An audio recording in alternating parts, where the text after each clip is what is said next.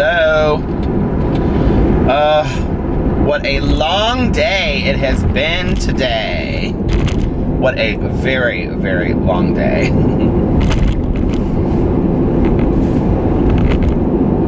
And it is 2:59 a.m. and I fell asleep earlier and I just woke up. I was like, oh, I'm gonna go vlog.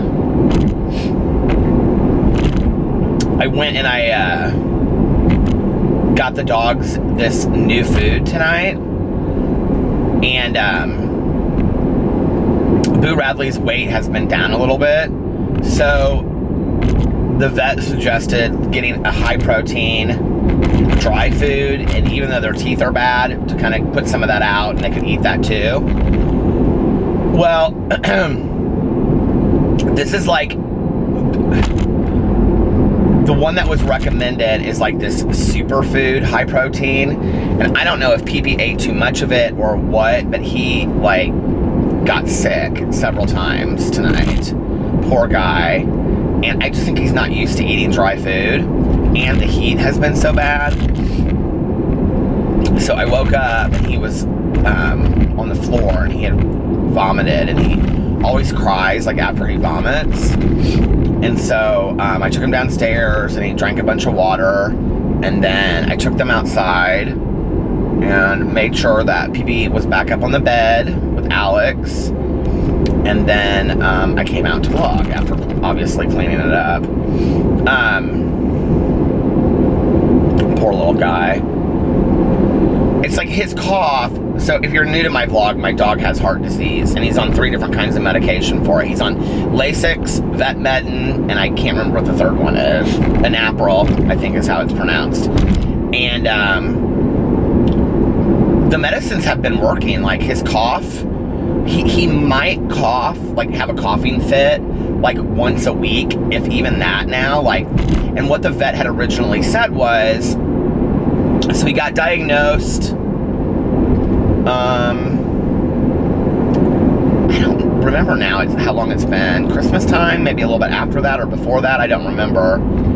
And I said, at that time, I said, you know, be honest with me, like, how long do you think that he has? And she said, I'd like to see him get to 13 and a half, and he just turned 12 in April, and I like lost it and started crying and stuff. And I honestly can't remember when we originally went to go to the vet the first time. I mean, I know it's on here because I talked about it on here, but and she was, our vet is so cool, and she was like, Peter, we know when we have pets, they're not going to live forever, and I'm not good with that, you know. And so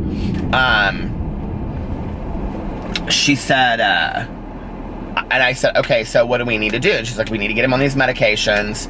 She was like, I want to make sure that like his cough goes down. And I said, okay. And she was like, because if we can get the cough away, then he has a better chance of living longer. There are a lot of dogs that have heart disease that live a lot longer, because once you get the cough taken away, then really you've improved their, you know, quality of life. And then a lot of dogs live way past that point. And she was like, but you don't want a dog suffering that's coughing, because at that point PP was coughing like every day, and it was these hacking coughs because he has an enlarged heart and it sits up against his like trachea. And so so we've gotten the cough, you know, under control, and she said that, you know, then it'll be something that has to do with old age that gets him, you know, like most dogs. And she was like, and little dogs live to be very old, so he could live a lot longer than that. She was like, but don't get your hopes up. Well, he's been completely fine, you know.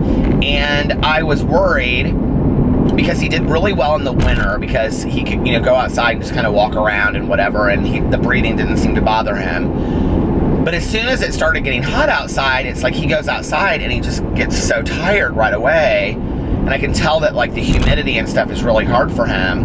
And so I only let him outside for less than 5 minutes, 10 minutes max. Somewhere in there, 5 to 10 minutes. And then I bring him inside and he gets some water. And he has been doing really well, you know. It hasn't, like, he doesn't run around like he used to outside. He just kind of But neither do Boo and Tucker, you know? He just kind of walks around and sniffs the air, and he loves it, and he's very happy, you know? And,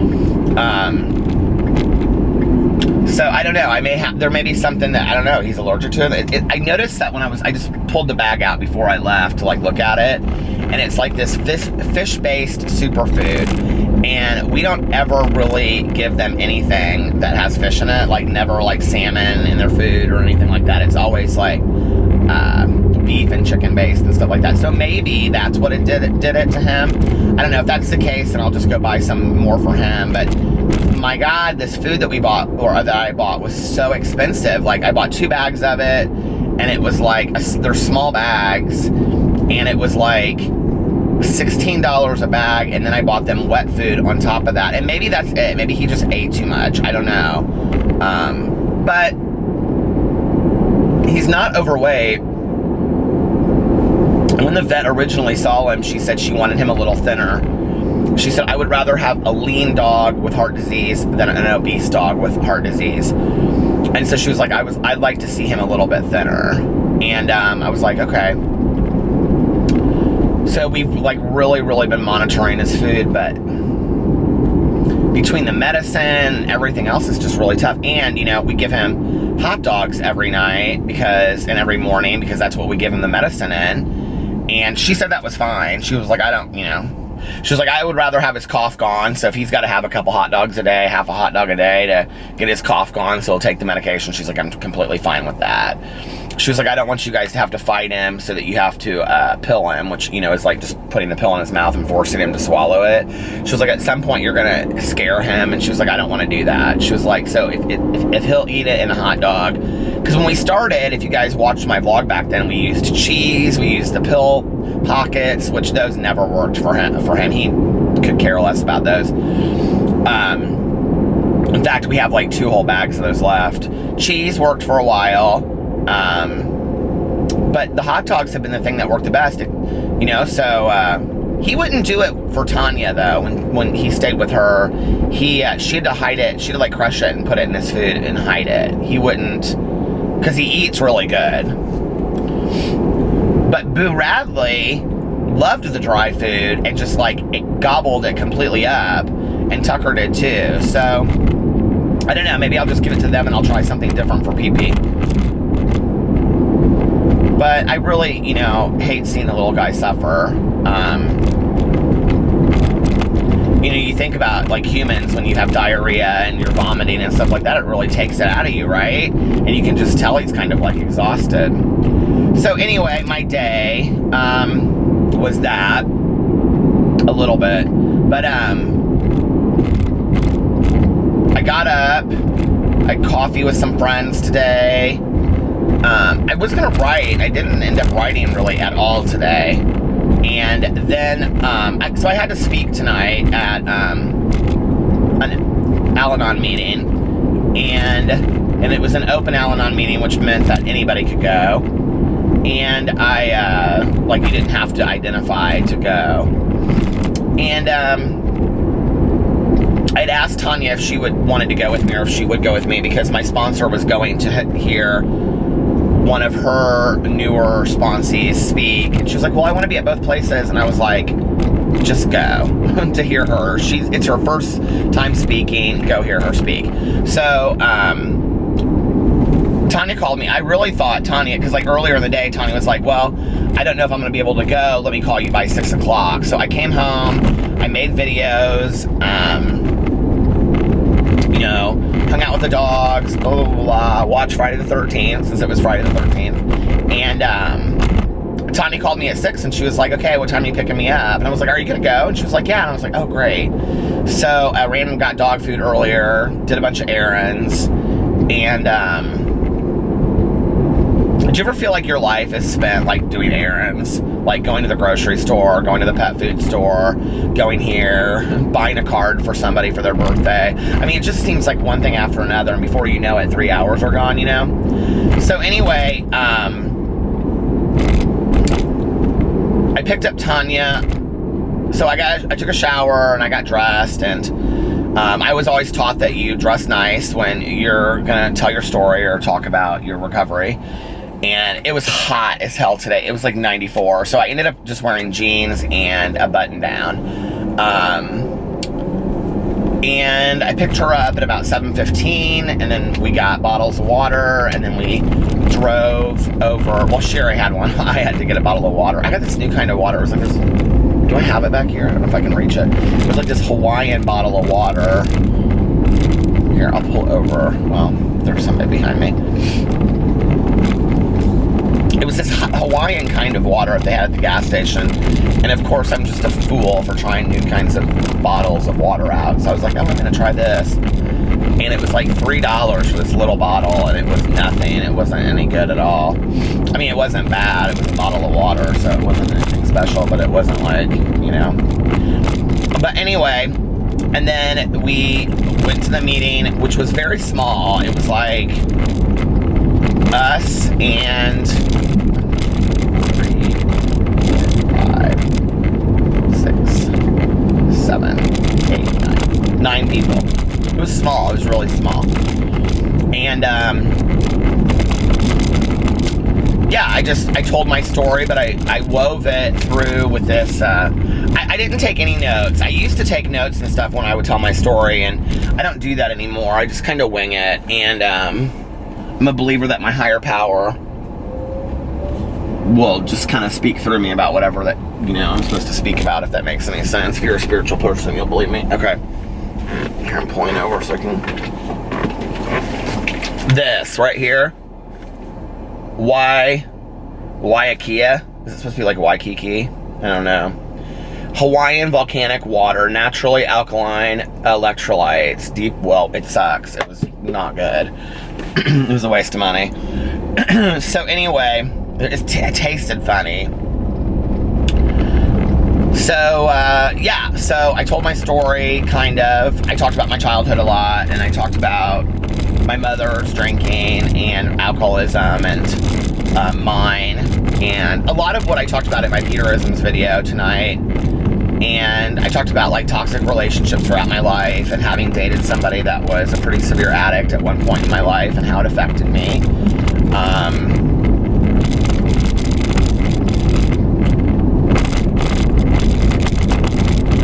What else?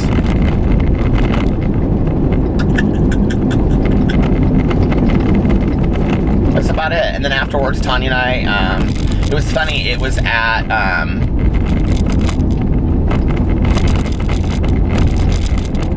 this like school, and so we were like in this science class, and there were like boa constrictors and snakes and other kinds of snakes and birds and all kinds of stuff in this room, and we like sat at like 4 tables that were like in a, you know, like a square like that.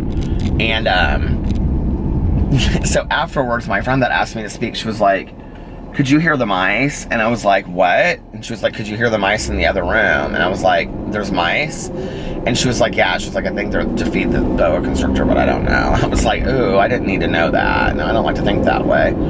And so Tanya and I, it was beautiful, beautiful Indiana evening. Tanya, she was so funny because we were, you know, walking outside, and she looked up and she was like, it looks like the cover of a book that takes place in the Midwest, you know, some romance novel. And it did. It was absolutely beautiful outside. It was like, you know, purple and blue and blah, blah, blah.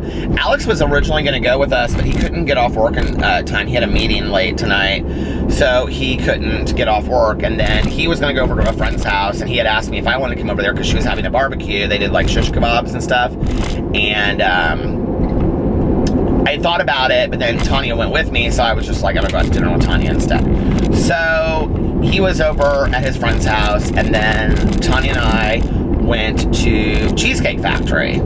And we were so hungry when we got there. And Tanya's like, I hope we don't have to wait in line. And I was like, you never have to wait in line on a Friday night after 8 o'clock at Cheesecake Factory. It's always empty, which is part of why I like it, because they're open, their kitchen's open till like 1 o'clock in the morning.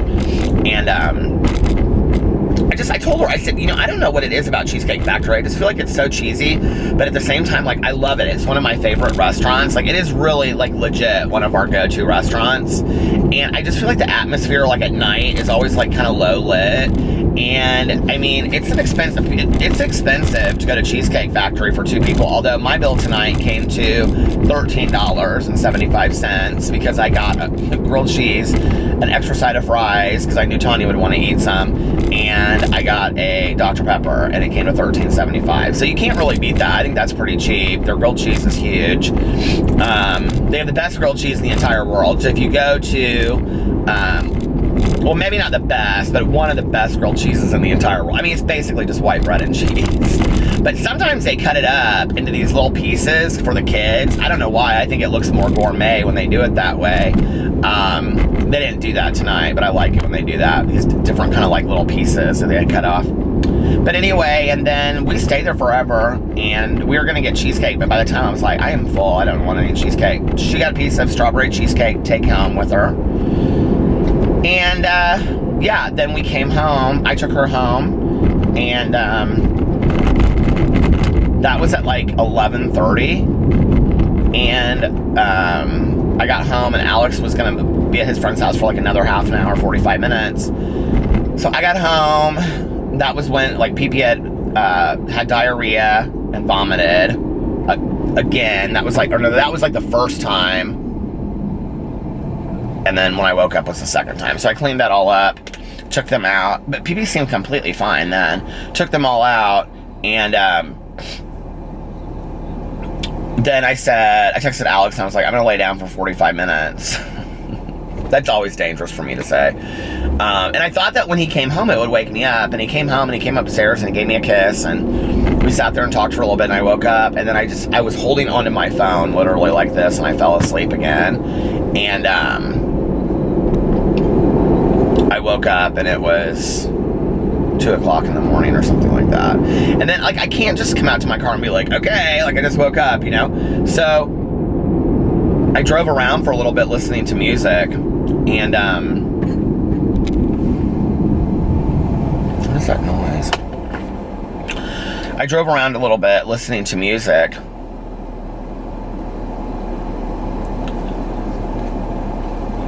I want to get like some water or Gatorade or something like that. Yeah, and that was my day. I had a good day. And then tomorrow we're supposed to go over to Alex's friend's house to go swimming and take the dogs and stuff.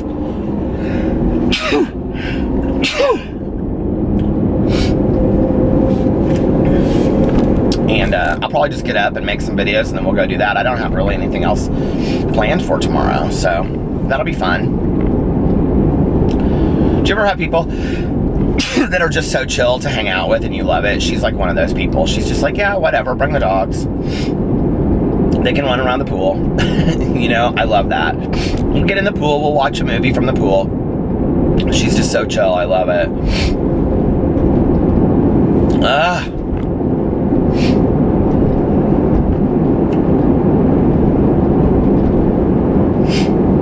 I was thinking about my mom all day today,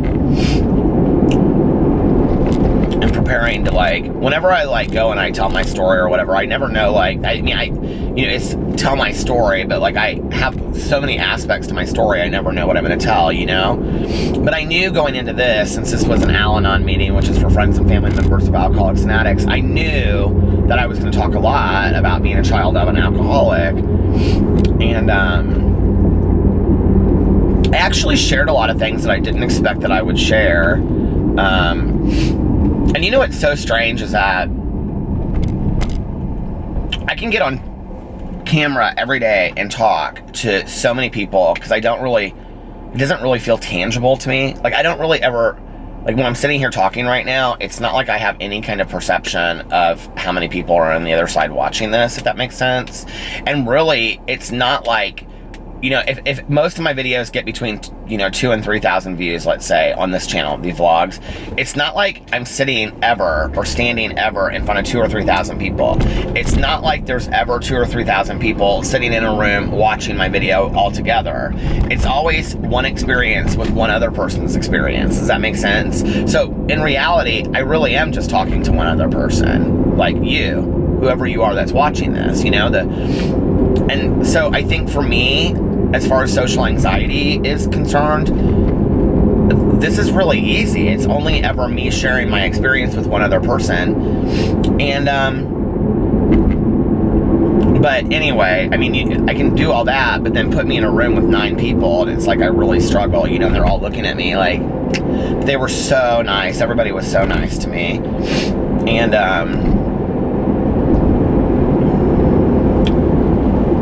so I talked a lot about growing. It was interesting because the group was mostly older, and I assumed that they were there like because they're spouses. And but when I shared about, like, you know, coming home or waking up and never knowing what I was coming home to or waking up to as I was growing up, and then I was afraid of that. You know, with my mother's level of intoxication, I never knew, you know, would she be drunk or would she completely be stone sober? I had no idea. And it was funny because a lot of people were nodding, and then afterwards, like, 2 of these women came up to me and they were like, oh my God, I so related to your story. You know, that was me growing up and whatever. And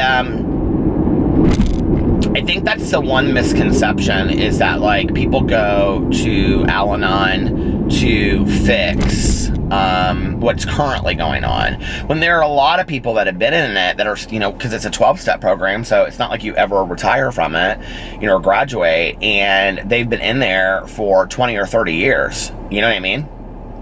It just stopped. You know, it's interesting when you drive around night after night and you drive by streets that you've driven down your entire life, you know? And I try to take a lot of different routes at night because I don't want to just go down the same streets that I always go down. And for a long time, I just did this one, like, I would go down this one road and past Tanya's and past Alex's mom's house. It's now his brother's house. And I'd go out in the country, and then I would go down and I would turn around and I would come back and I would do the circle all the way back around, right? And then I would go down this one road sometimes. And that took me about, you know, 30 to 40 minutes. And that was what I would do on the vlog. But then I started kind of going down some other roads, and I would, like, you know, take side roads that I hadn't been down in a long time, or other roads, you know, that I hadn't gone down in a long time. And it's interesting. It's interesting the things you see that you drive by every day that you don't even realize. And, you know, it's weird because you remember, like, when you're younger and your parents say, like, oh, well, there, you know, this used to be cornfields, now it's an apartment complex, or there used to be a gas station there that my friends and I stopped at and it's gone. Or, you know, I remember when my mom was growing up, there was this restaurant by the fairgrounds, and it was called the Teepee, and it was this huge teepee, and it was like a big deal in Indianapolis. And she and all her friends in high school would go there for, like, cheeseburgers and shakes on Friday nights, you know, after the football games and basketball games and stuff like that. It's a really big deal. I actually remember the restaurant being there, but when it was there when I was a little kid, it had already closed down, but they just left it there empty because it was kind of like a historical site. And then they ended up taking it down because they cleaned up that area, and they did, like, downtown Indianapolis are doing, like, a lot of what is that called? Regentrification. Like, when you go in and is that what it's called? I don't know. When they, like, redo areas and they make them nicer. And so they're doing that to a lot of Indianapolis. They're really trying to make it really nice, and which is cool, you know, and cleaning up Indianapolis a little bit. So, and making the crime-ridden areas safer. But I was just driving by this, like, strip mall that I've driven by, like, millions of times, and it was, like, this restaurant called Matteo's Italian Restaurant or something, and I was like, I've never seen this restaurant there before. And it was, like, this big sign for them and everything. And they're not new. You could tell by the sign it's not new. And I was like, how many times have I driven by this restaurant and never seen it. I just drive by. And I was thinking, like, how many things I just drive by and I, like, never, like, actually, like, turn and, like, look and see what's, like, around me. You know what I mean? It's crazy. It's like...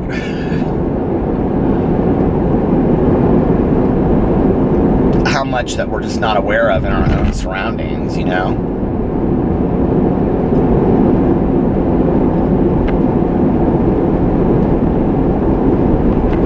It's weird when you see stuff grow up, like, not grow up. It's weird when you see stuff build up around you. You know, like where Alex's brother lives now. When I was in high school, that was cornfields. Like, honest to God cornfields that we used to drive around. And, like, go out in the country and just kind of, like, drive and get lost and stuff. And now it's housing additions, you know? And it's not even, like, just housing additions. It's, you know, miles and miles and miles of housing additions. And, you know, you'll be way out in the middle of somewhere, which to us was like crazy far out there back in the day. And we would drive around, probably, you know, drinking in the backseat of the car, doing something we shouldn't be doing. And now it's like these really expensive housing additions, and you're like, this is crazy. Like, they built this out of, like, nothing, you know? And who knew that way back then that was going to ever be anything, you know? And then I wonder, like, does it ever stop? Like, when do we decide that we've, you know, we have enough? Like, we don't need any more of all that. Do you think we do? When I'm driving by old neighborhoods right here that are beautiful, and there's for sale signs and all of these gorgeous old houses, you know? But I think a lot of people just want something new, and I understand that, you know? I used to always want an old home, you know, with exposed brick, and because that's what I grew up with, you know? I didn't grow up with an old home, but my parents built a house that looked old, which makes no sense, I guess. But, you know, the house that I grew up in had slate floors, like authentic slate floors, like in a church. And, which I think it's crazy, like, to this day, like, I never go in people's houses that have, like, slate. I mean, we had slate floors, like, in a church, like, honestly. And, you know, wood floors and window seats. And window seats all around the house, and French doors stepping down into the library that we had, and a built-in library. And, you know, it was cool. Like, the house that I grew up in was very, very cool, but it looked old, a lot of exposed brick and stuff like that. And I always said I wanted to live in, like, an old house, but today, like, man, I would love to have, like, you know, concrete or granite countertops, brand new cabinetry, brand new bathroom. You know what I mean? Like, I think that the older you get, like, comfort and just really, like, I want my house to feel like a hotel room is basically what I want it to be like. And isn't that so funny? You know, that we get to the point where we want it to kind of be like just niceties, you know? We no longer, I don't know, not all of us probably, but, and then there are people that have, like, beautiful old homes and the insides of it look like hotel rooms. My aunt's house was kind of like that a little bit when I was growing up, and her house was always just gorgeous inside, and, you know, brand new flooring every couple of years. She'd have, you know, flooring redone or something. And but she was just, that was her, that's who she was. And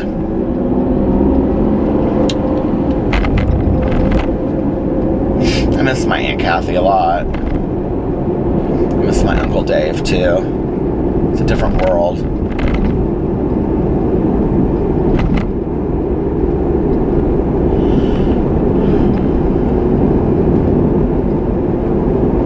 I don't like sitting in sadness much anymore. I don't feel like there's much of a purpose for it, you know? And it was interesting because I cried a lot tonight while I was telling my story, and Tanya said on the way home, she goes, I think people misunderstand your, like, showing emotion. And I said, what do you mean? And she goes, I think it makes people nervous sometimes. She said, I think people don't understand that a lot of times you cry out of joy, not out of sadness. Or, you know, you'll be thinking about something and you're so moved to emotion by that situation or that incident in your life. that you just are so overwhelmed with emotion, you know? She's like, but it doesn't necessarily always mean that you're sad. She's like, you know, a lot of times it can mean that you're just overwhelmed by emotion. And that's true. It's like, I don't often cry, like, I don't think about something and get sad and cry, like in my, you know, like in my videos when I get emotional. Sometimes I do, like the other night when I was talking about my friends that went back out there, I mean, that was because I miss them, you know, and they're not in my life anymore, and not because I chose for it to be that way, but because they chose not to be in my life anymore because of their new lives that they have with their new behaviors, you know? And so that kind of stuff makes me sad, but usually, like, I just kind of get overwhelmed with emotion. It's like a floodgate just because I'm thinking about things, or I don't know if that makes any sense.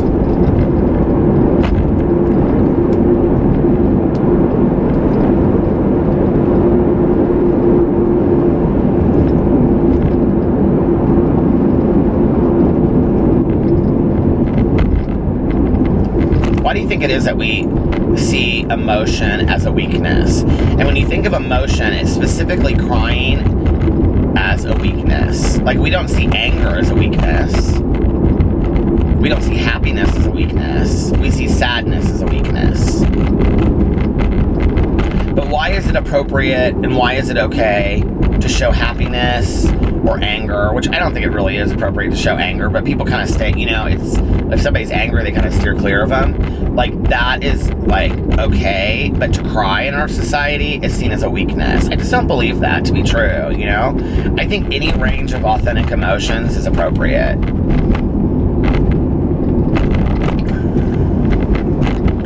It's interesting because Alex, like, in his family with the kids, like, all of them, like, all the cousins, what is back there that's rattling? It sounds like there's something rattling back there.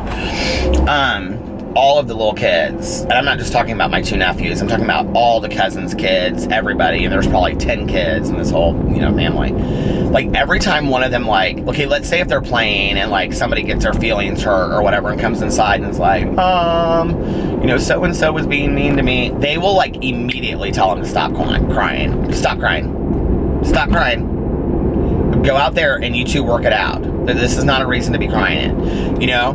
But then, if they're crying over something that's really sad, like somebody passes away, they're totally fine with that. And what is interesting about that is that it's not so much of a teaching that crying is a weakness. It's about the fact that there are appropriate times to cry or appropriate times to show that emotion, if that makes sense. Like, don't come in here and whine because you didn't get your way. Okay, that's not appropriate. But it is appropriate to show your emotions because you're sad that somebody passed on or something like that. Do you know what I mean? And I think it's interesting. Like, I don't remember growing up that way, but I will say this too. Myself, and I would say the kids that I grew up and around, we were coddled like crazy over our emotions. Like, if we started crying, you know, our parents, well, not my dad didn't really do this, but like my mom did, you know, and my aunt and everybody, are you guys okay? What's wrong? Oh, are you gonna be okay? Is it gonna be okay? I mean, it was always that, you know what I mean? Like, and I think that kids learn to manipulate that a little bit. But my mom, if she was here, would say, Peter wasn't a crier growing up. Like, he just really didn't cry a lot, you know? And she would say he showed emotion, but he just really didn't cry a whole lot. And I didn't, you know? Which I think is why, you know, when I came back into the 12-step rooms and I started really talking about my story and being really honest about it, and I allowed myself to just cry openly because I was so moved to emotion, I hadn't really done that my entire life, you know? And now it's kind of like I can't stop it from happening, and I don't really care to. I'm glad that I am able to show emotion today, you know? Because then I couldn't. And it was just kind of like this, I wouldn't say that my affect was flat, but when something sad happened, I'm not talking at like 5 or 6. My mom would coddle me then, you know, I'd be like, so-and-so Johnny was mean to me down the street. You know, y'all kids do that, you know. But I'm talking about like 10, 12, 15, you know, I just was kind of flat emotionally when stuff happened, you know. I kind of wonder if it didn't happen around the time that my grandmother passed away, because when she passed away, I had such a hard time with her passing.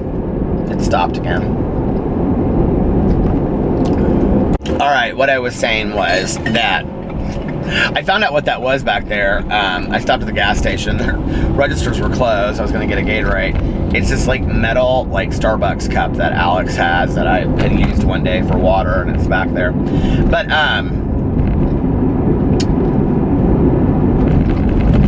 I really think like, okay, so when my grandmother passed away and I went to the funeral home, I had such a hard time with it.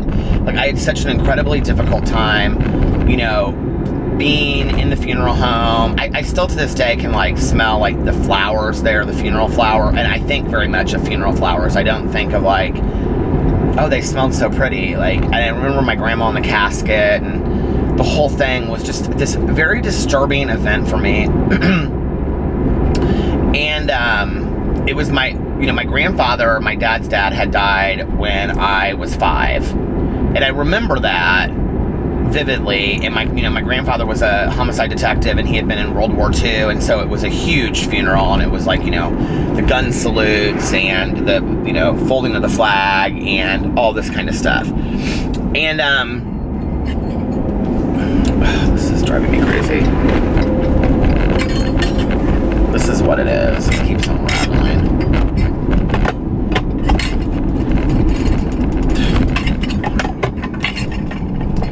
Just put it down there, Peter.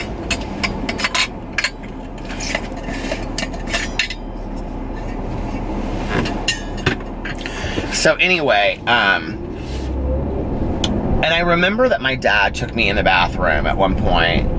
We were standing there, and I was in a little suit and tie, and he just started bawling. And then I just kind of stood there, and he like, you know, cleaned up his eyes and cleaned himself up. And I remember he said, "Let's just keep this between you and I," or something like that, which is so weird to me because my dad's a very emotional person. Like, he has no problem showing emotion. Never has.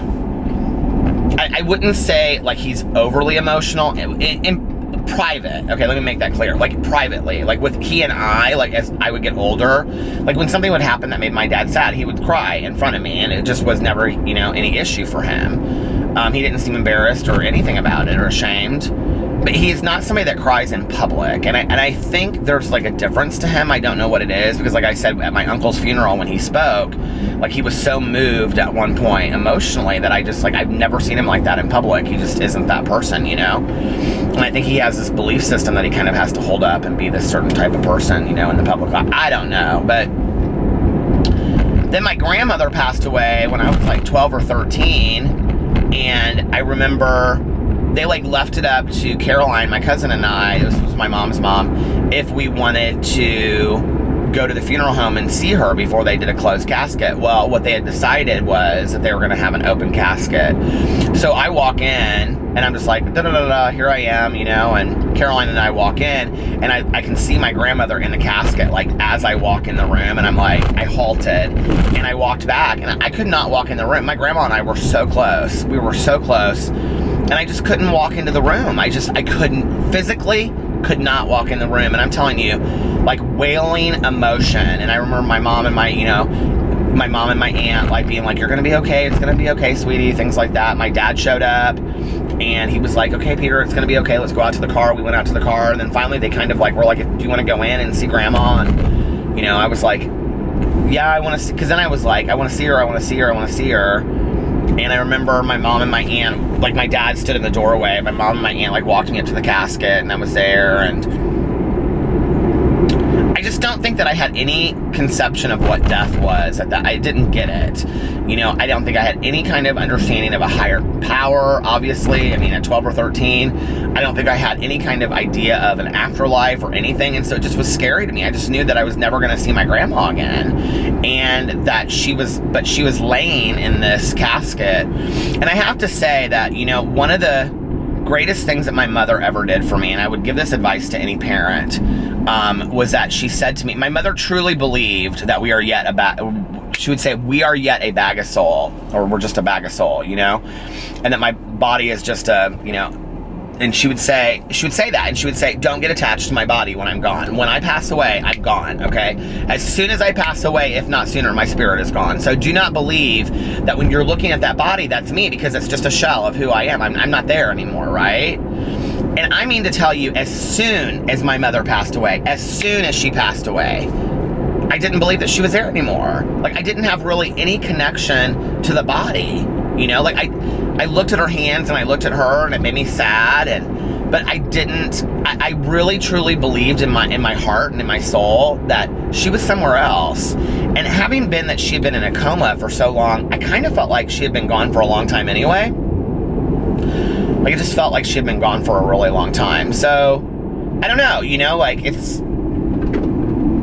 I think we're affected by those things that happen to us in childhood, and I do believe that they have lasting impressions on us. It was, you know, interesting reading She's Come Undone by Wally Lamb for the book club, because there was so much of that referenced, you know, about things that had happened to her that, as she grew up, still played out in her life, these themes. And when I spoke today, you know, I was saying that the song Both Sides Now by, you know, Judy Collins or Joni Mitchell, I love both versions of it, that was like one of the very first songs that I ever remember hearing, and it was one of my mom's favorite songs. But I also remember my mom and my dad, when I don't know how I have this image, and it must have been Christmas, because I remember there being a Christmas tree there, so it was around Christmas, and it was just in this first apartment that we moved to when we moved to Indianapolis, and I would have been like 4 years old then, and we moved out of there when I was like 5 or 6, and 5.5, 6. And I have this like vivid memory of them like just sitting there laughing and listening to Judy Collins, because I can remember listening to the Both Sides Now. It was a Judy Collins version, because the part where it talks about ice cream castles in the sky. I used to always hear that song, and I was talking tonight when I was telling my story that it's interesting that song has played out throughout my entire life at different like important parts. And if you've never heard it, go listen to it. It's fantastic. But I almost like the Joni Mitchell version better now. There was actually a version of it in Love Actually, the movie. That's the version of Joni Mitchell that I like the best. And you can find it on, if you put into SoundCloud, Joni Mitchell Both Sides Now, that's the version that comes up. It's actually like a live version she did with like the London Symphony Orchestra. And what's going on here with these lights? Every light is red? That can't be. But I was talking about how, you know, like, just like just like the song has played out thematically in my life, so have issues like toxicity and, you know, negativity and things like that. And at some point you have to decide that you're going to play a different song, you know. At some point in your life you have to say, this is no longer the theme song of my life, you know. I'm changing the theme song of my life, and I'm changing these patterns and these themes that I've had for a long time. I'm not going to have the themes of negativity and toxicity in my life anymore. I just refuse to do that. I'm not doing it anymore. And I want to have different themes in my life today. You know, I want to have, I'm looking at the time, I want to have themes of positivity and themes of remaining teachable and themes of learning. Those are the themes I want in my life today. I don't want the same theme song anymore. Little bunny on the side of the road. Change my theme song. You know what I mean? And you can change your theme song. I really do believe that. And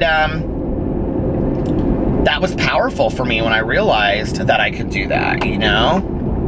But I didn't for a long time. For a long time, I believed I was trapped by like a needle on a record. I felt like I was just stuck in a groove.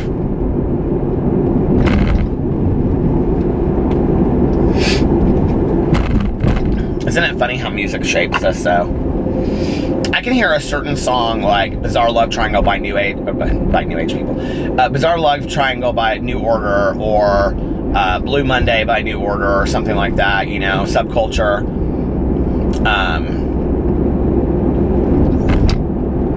Or Taste of Cindy by the Jesus and Mary Chain, or, you know, Just Like Heaven, or Boys Don't Cry by, you know, The Cure, or anything by the Smiths. And I'm immediately taken back to high school. I mean, that was like my high school, that was the album of my high school years, you know what I mean? And I'm immediately taken back, and it's crazy when you think that, you know, that like music plays that part. And music for other, you know, periods, it's like a lot of the electronic dance music that we listen to, that Alex and I listen to, I sometimes just put it on and listen to it. The Swedish House Mafia closed down the 20th anniversary this last year for Ultra, and a lot of times I'll like play their set because you can get it on SoundCloud, and I'll play their set and listen to it, and I'm just so moved to emotion thinking of my husband and I standing there that night, and we were just, I mean, hard dancing, so excited, just so happy, you know, and I'm just like looking at Alex, and he's so in his element, dancing and spinning, you know, and in that moment, it was just like everything was perfect and right in the world, and I love that memory, you know, and I'll always have that memory whenever I hear that. It's this one song. It's when it goes into, oh shoot, what's that song?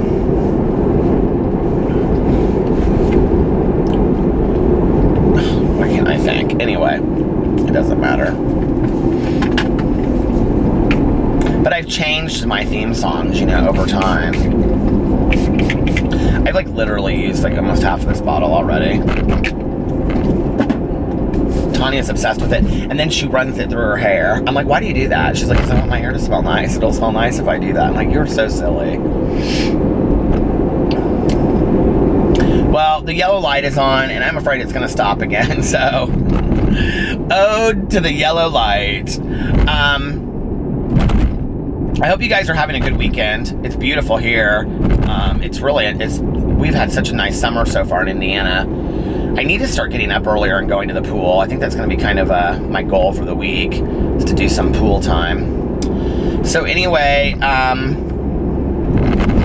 love you guys, and I hope you're having a wonderful weekend, and do something fun for yourselves today, you know? It's the weekend.